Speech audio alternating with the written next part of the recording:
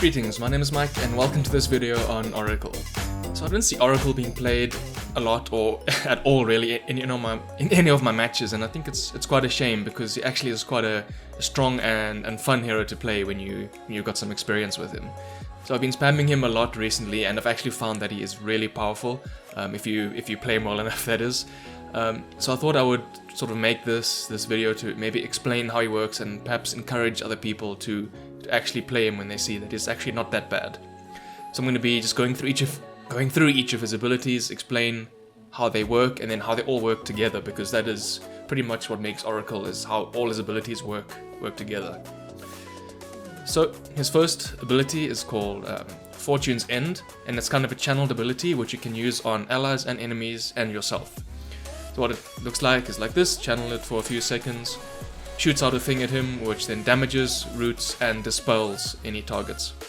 Now if you use it on an ally or on yourself, they only get dispelled, they don't take any damage or get rooted, which is probably a good thing.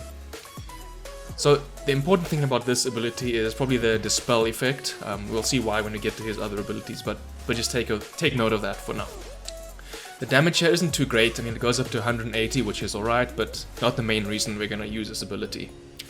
The important thing as well is that the longer you channel it, the longer the root duration is. That's the only thing that improves with the channel time.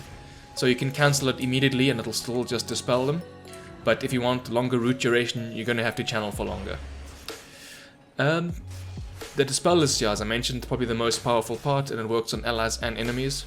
However, a downside of this ability is that enemies can see when you're casting it on them. So for example, in the early stages, if you're maybe hidden in the trees trying to be sneaky, and you start casting it on them, they can hear the sound and they can see as well that you've clicked it on them. So then they can sort of run back and react accordingly, which kind of sucks, but it can still work nicely if you have another slow or stun to work with on your team. As for skilling this ability, I'll go into it a bit later, but we're just going to get one value point, and that's going to be for the dispel effect that it gives us. Also, another important thing I almost forgot is that it's an AoE ability when targeting enemies. So I'll go ahead and target Juggernaut, and you'll see that they'll actually both get hit fully by the effect, which is really strong, I think. However, for allies, as you see here, it'll only affect Phantom Lancer, not myself. Important thing to note. So it's only AoE for enemies, not allies. That's pretty much all there is to this ability, actually. I mean, as I mentioned a few times now, the most important thing of this ability is the dispel effect.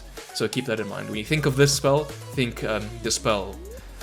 By the way, if you don't know what that means, it pretty much just means removing negative buffs from your allies and removing positive buffs from enemies. I mean, it can, take a look at this, it can even remove haste runes, double damage runes from your enemies, it can even purge Yules from the enemies, and from your allies it's good for getting rid of like silencers and slows and that kind of thing. On to our next ability here, which is called Fate's Edict, and it's actually a really simple ability. Looks like this. I'll just get Juggernaut. When I cast it on him, it just looks like that. Stops him from being able to attack and gives him 100% magic resistance. Also, you can cast this on enemies and allies, and it just gives the same effect for both targets. So I'll cast it on myself, and now I can't attack anymore until the duration runs out. Now, this ability can lead to some really good, if you're really good with the timing, you can help your allies dodge some magic spells, magic bursts rather. For example, I've actually dodged Lion's Finger of Death a few times, which feels quite good to get that right. But you have to be very careful when using it, obviously, because if you use it on an enemy that you're trying to burst down with magic, it just makes them magic immune and you're just going to kind of screw your team over. And if you cast it on your allied carry who really wants to attack the enemies, but then you use this on him and then he's disarmed and he can't really do much. So it's just all about timing with this ability, knowing when to use it. Can take a bit of practice, but it will come the more you actually try it. And that's pretty much all there is for this ability. Oh, and it does get removed by Fortune's End, so let's see what that looks like. On both enemies and allies, by the way. So I put Fate's Edict on the ally and immediately cast Fortune's End, and it disappears. Pretty cool. Refresh quickly, and so on enemies, Fortune's End, and it purges it as well. On to our next ability, which is called Purifying Flames, and this is probably the ability that we're going to be spamming the most, and it's a really strong ability. So how this works is, once again, you can cast it on enemies and allies. And when you cast it on someone, they take initial magic burst damage like that, and then they get healed afterwards for a few seconds. Now the magic burst done by this spell is really strong. It's 360 damage at max level. I mean, there's not many abilities that do that much flat damage, so that's really strong to keep in mind.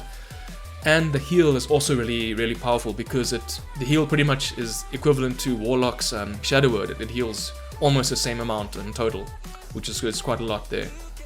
And as well, the cooldown is very short, 2.25 seconds, and the mana cost is also very low for what it gives you, which is 95 seconds. 95 mana, sorry. I don't know what 95 seconds mana is. So the kind of downside of this ability though is that you want to use it on your enemies to damage them, but then not heal them up afterwards, and you want to heal your allies but not damage them at the start. So this is where the combos with the other abilities come in. So going back into the enemies, you want to, as I said, you want to damage them, but you want to remove the heal buff. Luckily we have an ability that helps with that, and that's Fortune's End, right? Because it dispels them. So I'm going to go ahead and put Purifying Flames on Juggernaut, and then immediately cast Fortune's End, and you'll see that the healing buff on him disappears. So he only took damage in one instance of healing, and there's no more healing buff on him. You can make this a bit more efficient by first channeling Fortune's End, and then as soon as it goes, you cast Purifying Flames, so that it hits him pretty much the instant after the Purifying Flames hits. And as for allies, as I said, you don't want them to take the initial magic damage burst, but you want them to get healed. Luckily, we have another ability that blocks magic damage, right? Which is Fate's Edict. Gives them 100% magic resistance. So I can go ahead and cast on Phantom Lancer first, then Purifying Flames, and he takes no damage from it. And as you can see, he still has the 2 healing instances there. So that's pretty much how you combo those 2 abilities together. Obviously, you want to try as hard as possible to stop the healing on the enemies, because if they're running away and they're very low and they're pretty much 1 HP from 1 hit from death, the healing could give them enough HP to just survive 1 more hit from one of your allies or something. So obviously you must prioritize getting rid of the healing buff on the enemies with Fortune's End. Just try to make sure you always have enough mana to cast both. That's pretty much all there is for that one, I think. As I said, this is our main ability, and the stuff it gives us is very good, so we're going to be maxing this out first. Because the damage increases a lot, the heal increases a lot, and the mana cost increases a little bit only, which makes this ability really great. Also, yeah, the nuke damages a lot, so it allows us to get quite a few kills early on, actually. So, yeah, max this out. 1 point of Fortune's End, 1 point of Fate's Edict, and then just max Purifying Flames out first. Another important note is that you cannot cast it on magic immune targets. So just keep that in mind. If your ally goes in with BKB or something, you can't heal them up with that. Same for enemies, you can't nuke them down with it. And onto our final and ultimate ability, which is called False Promise. And this is a really powerful ability, as you'll see now. This time you can only cast on allies, not enemies. And when you use it on someone, it pretty much just freezes their HP at what it currently is. And with any damage they take, they don't take it immediately, and any healing they don't take immediately. Let's just see what it looks like, and I'll go into more detail. Cast it on Phantom Lancer, have the enemies attack him, and you see that his HP is not changing, and we can go and heal him up a bit. And then when the duration ends, shortly, you see he took some damage there. So how it works is, for the duration of the spell, any damage is added up, all the damage is added up rather, and all the healing is added up, and the healing gets doubled. And then when the duration ends, it sort of subtracts the damage from the healing, and if you took more damage than healing, the target will end up taking that damage. If they took more healing than damage, they'll end up taking that healing. So it's a bit of a weird thing to explain, but I think you can get it. For example, if we ulti him and then he ends up taking 500 damage total throughout the whole spell, and then if he takes 300 healing, the 300 healing is doubled, so it becomes 600 healing and 500 damage. So then the net of that is 100 healing. So when the spell ends, he'll just take 100 healing. However, if we didn't heal him at all, and that it's just 500 damage and no healing, then he'll obviously take 500 damage at the end of the spell. If that is more than the current HP he has, he'll just die. Right, if he's on 100 HP, he takes 500 damage, he pretty much just dies. So yeah, that's kind of how it works. I hope you can understand. I hope that explanation wasn't too mixed up, but yeah, you can pretty much just read the tooltip here and see how it works there.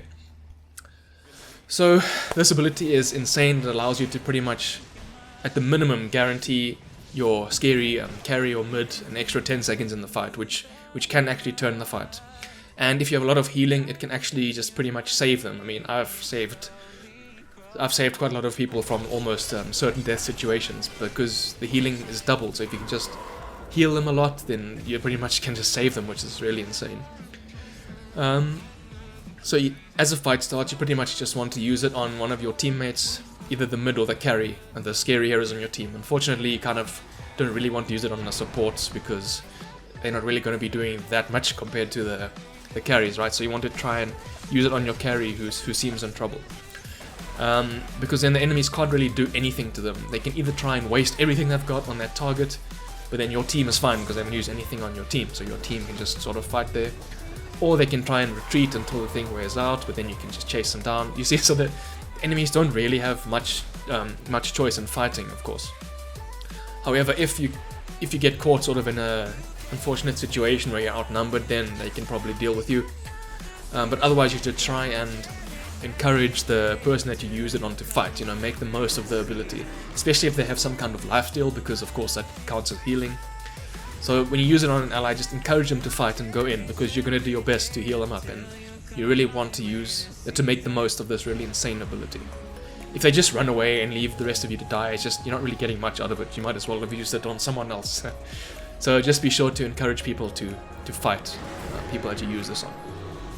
And that's actually all for the abilities, I think. Hopefully I explained them well enough and it made sense to you. Just let me know if it didn't, and I can just maybe help you some more there, because I know my words get a bit mixed up sometimes. Oh, something I didn't mention yet is that we want to be sort of hidden before the fight even starts, because if we get picked off, we're just useless and we can't save anyone else. So we want to stay as far back as possible before the fight starts. Yeah, so I think that's all. I'm not really going to go into supporting too much because Oracle is just a support, so you do normal support kind of stuff, you know. He is also quite unique because he can be quite offensive and defensive, right? He has a lot of burst damage with the Purifying Flames, so you can get quite a few kills in your lane early on if you get a gank or something. And he also is quite defensive because you can heal your ally, your carry up with the Purifying Flames and the Fate's Edict. So he's a very kind of different maybe support like that. But other than that, you kind of just do normal support stuff, you know, warding, stacking, ganking if your carry is safe, that kind of thing. So I'm not going to go too much into that. Just very important, as I mentioned already, is in fights, you want to stay back. You don't want to get initiated on, because then you're pretty much useless and you can't really save your team, and you don't really want to use your ultimate on yourself because that kind of is a waste. So just stay back, stay as far back as you can in fights, and only kind of reveal yourself as the fight starts so you can save your allies. But yeah, I think that's all I've got actually. For items, I guess normal support items I mentioned. I just wanted to give a special mention to Urn of Shadows and to the Spirit Vessel. These two are very good because during your ultimate, your allies don't take damage immediately, right? So it means you can cast Spirit Vessel and Urn on someone who's got False Promise, and it pretty much gives a full duration of the Urn charge, which, don't underestimate it, that's a lot of healing.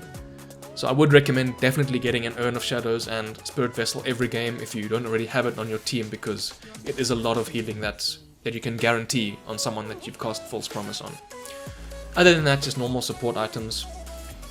You might want to get defensive stuff like a Yule's or a Ghost Scepter. If they like to initiate on you, you kind of want to deal with that.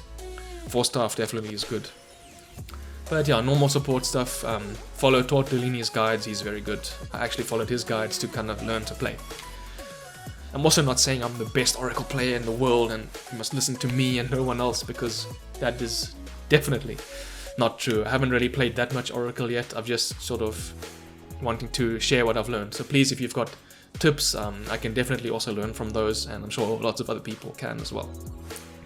Anyway, yeah, that's actually all. So thanks for watching. I hope you've enjoyed and hope that you've learned something from this, and maybe I'll make more of these in the future for different heroes, just mainly focusing on their abilities.